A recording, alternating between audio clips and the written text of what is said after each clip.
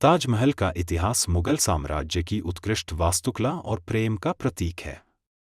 इसका निर्माण मुगल बादशाह शाहजहां ने अपनी पत्नी मुमताज महल की याद में करवाया था। ताजमहल भारतीय उपमहाद्वीप में स्थित एक अद्भुत स्मारक है जो आज भी प्रेम और समर्पण का प्रतीक माना जाता है। इसकी भव्यता और सौंदर्य के कारण इसे दुनिया के 7 अजूबों में शामिल किया गया है। ताजमहल का निर्माण 1632 में शुरू हुआ और 1648 में पूरा हुआ। इसके निर्माण में लगभग 16 साल लगे और इसे बनाने में सफ़ेद संगमरमर का इस्तेमाल किया गया, जो राजस्थान के मकराना से लाया गया था। इस परियोजना में लगभग 20,000 कारीगर, मूर्तिकार और मजदूर शामिल थे। ताजमहल का निर्माण और उद्देश्य। शाहजहां का असली नाम खुर्रम था और उनका जन्म 1592 में हुआ था।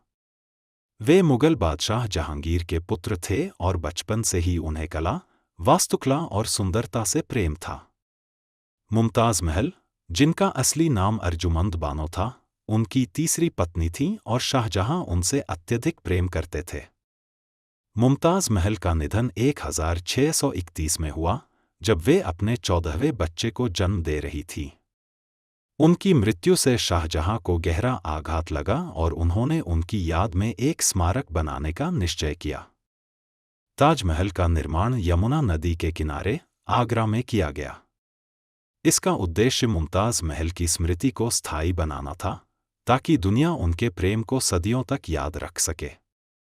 ताजमहल की वास्तुकला को मुगल शैली का सबसे उत्कृष्ट उदाहरण माना जाता है।